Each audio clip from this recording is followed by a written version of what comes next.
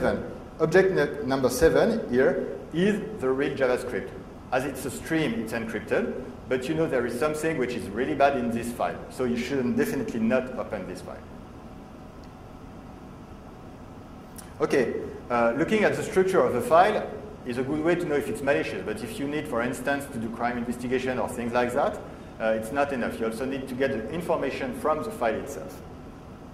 So you have to look at the content. We use two examples here. The first one is Calipari. Calipari is the name of an Italian secret agent who was killed in Iraq by the US military guys. Because of this, the American guys decide to do a report and publish this report. But since it's military, it's sensitive, and since it's sensitive, there are hidden text in this document, and the text is hidden using black box on some part of it. The second document I used is a Facebook case. There are a trial currently between Facebook and ConnectU, another American company, and they were talking in the judge office, and record was taken, and there was sensitive information about how much money Facebook really make, and all people wanted to know about it. So, okay, the judge had to publish their interview with both parts, Facebook and ConnectU. So Facebook asked to hide the sensitive information, and the Ministry of Justice said, okay, of course we will hide it, and then they hide the information and they publish the document. And this time the information is hidden. In fact, the text has been whitened. I'll show you the document later. So, two ways to get to the invisible content. The first one is really easy.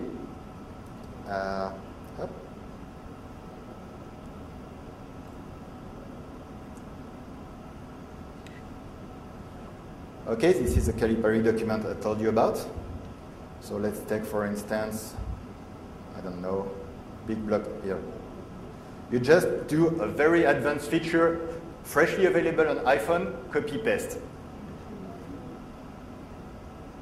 At least if I get, yeah.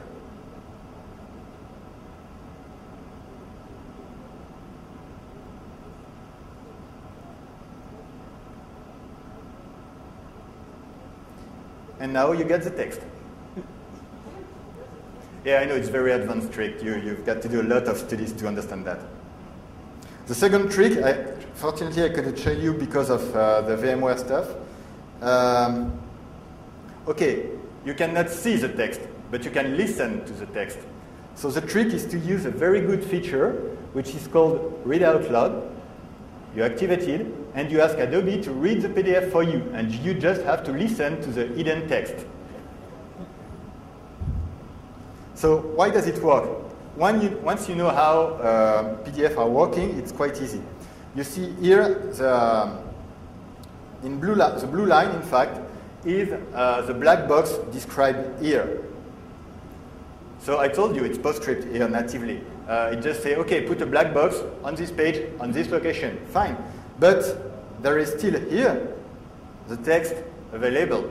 So you have the text, and you put a black box above the text. Of course, you don't see the text anymore, but it's still available in the PostScript. So here the division number is 3rd infantry. You just have to look into the PDF. Another interesting thing when you look into PDF, especially for crime investigation, is to get information about dates and who writes this PDF and so on. So in Acrobat Reader, you have a feature about, you can get the properties of the file. So on the left here, you see what is displayed, and here you see it in the PDF language. So usually everything you see here is also available in the PDF itself. However, this is a new way to do it. It's called metadata. There is an old one, which is called /info. And if we still look at the Calipari document, and we look into the info field, we can find that, in fact, this report was asked to be written by, how is it called? Robert Potter, when he sent an email to Richard Tellin, and telling him, hey guy, here's another Red Hat job for you. This kind of information can be quite useful. Let's get to Facebook. PDF is an incremental file format. It means that you save a document, you make some change, you save it again. Both versions of the document are available in the same file. A long time ago, it was the same with Office documents, but I guess many people did the same trick as I did once. I received a proposition from a seller, and he told me, okay, you want to buy this device, the price is 10,000. Okay, I look in the file, it was an Office document, but I've seen that there was a previous version saved in the same document, so I get back to the previous version, and I then thought that he sold the same device to someone else for 5,000. So I call him back and say, hey guy, why don't you make me the same price as you did to the other guy? And he asks me, hey, how do you know that?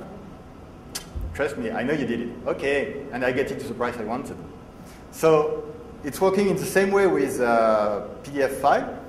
There is a small difference here if you look at the first and second revision. In fact, there is 3 revisions in this document, but for a visual effect, first and second one will be enough. If you look just here, there are some new blue lines coming. And those, in fact, have been put by the Ministry of Justice once the document has been registered. But you can combine revision and information, as I told you, about the metadata and the info stuff. So if you look, so this is the difference in PDF we don't care about. If you look here at the info, the metadata is the same for all the documents, but if you look here at the /info field, which is not supposed to be used anymore, you have the date here and here and here, and things are changing. So using this kind of information, you can go back to the past, to the history of the file, knowing who did it, when it did it, and sometimes where it did it too. Okay, so, I will be perfect. Now I told you I wanted to use PDF. I wanted to understand how PDF was working on either plugin or in the reader. I wanted to get information from a PDF file. Now I want to improve some attacks on PDF. So the first one, I won't go into the detail because it has already been done. But you can do some nasty stuff. What was very surprising, I created a PDF file and I opened it into my browser. And what happened is that it naturally sent the cookie. So what I did after that was I created a form into PDF, and it fakes some site I was logged on. I sent it to myself, and as I was very stupid, I clicked on the PDF. And the PDF, as I told you, contained a form. The action was executed without me noticing anything. Why? Because the cookie was sent without I knew it. So you can use PDF to do some kind of cross-site request forgery. But web is not my stuff, so let's go to another topic. I'll do you a short demo first.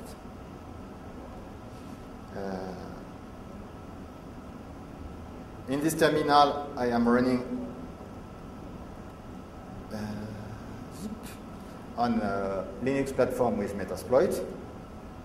I can't remember the syntax each time.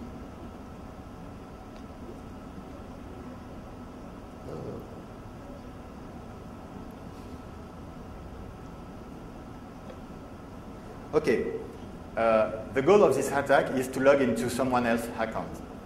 So we will use a very well-known attack, which is called SMB relay, or pass the hash.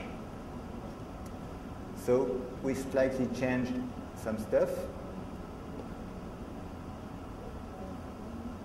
So to pass the hash, you need the hash. Let's get the hash. Okay, whoops, sorry.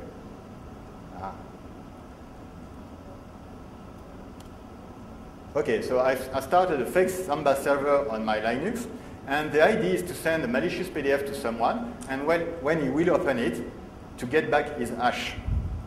So let's assume, come here.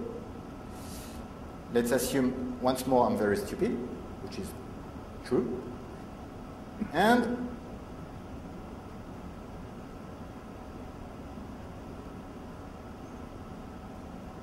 let's open this basic PDF file. Okay, I open a file.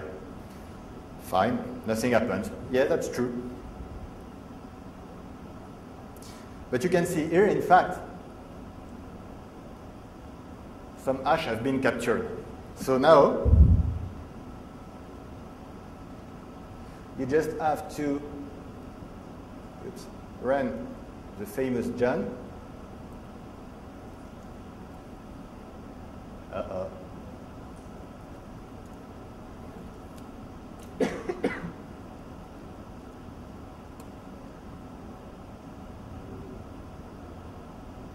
So it was supposed to work because everything is in the file. So I guess, it's big.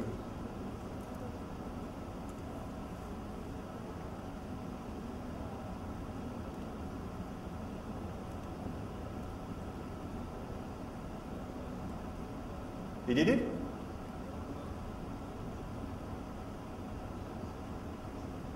Oh. So sorry.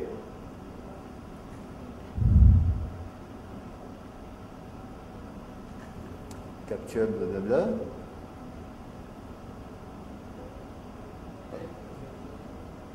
I just did it.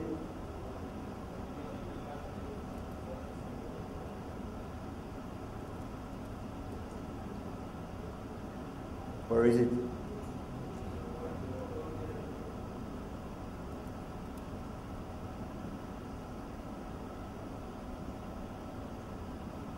Okay, it's not supposed to work. Sorry?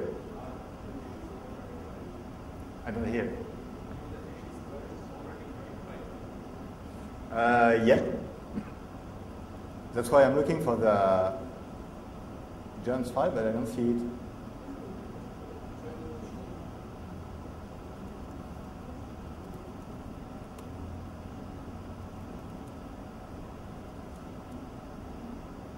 Okay.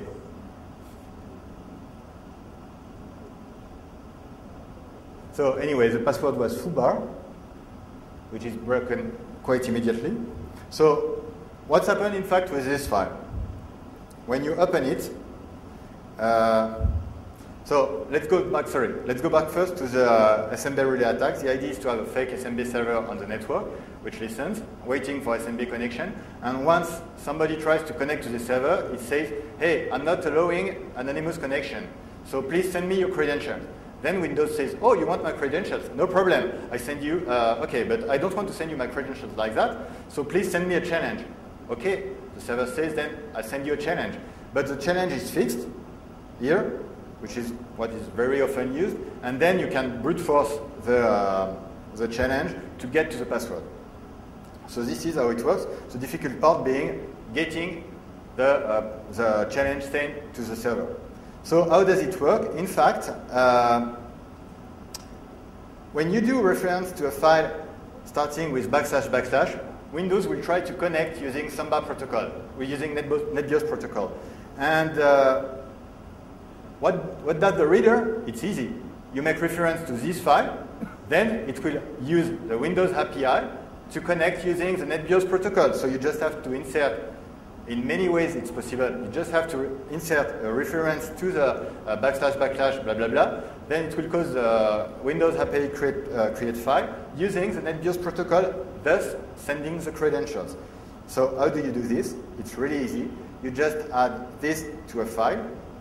And here, for instance, we use an action called goToErr. This action asks the current PDF file to jump to a remote file. So here we just ask to our file to jump to a file which is located on the Samba server. The Samba server tells, hey, I need your credentials. Then the client sets the credentials. And I told you about earlier that usually network connections done by Adobe show a pop-up. Here, they don't. Why? Because I guess it's not the fault of Adobe. I mean, it's part of how Windows is working. So it's not supposed to show a pop-up. But this, believe me, on an internal network is very, very efficient. I'd like to send now some notes to my boss into PDF, and usually he doesn't read it anymore. I don't know why. Okay, I will be fully in advance. That's perfect, because the last demo won't work either. We have done a lot of work, especially Guillaume, the one who's not here, on a library in Ruby called Origami. It allows you to manipulate really easily the PDF file. So to forge, to craft them, or to analyze them, or to do whatever you want to them. We provide lots of examples.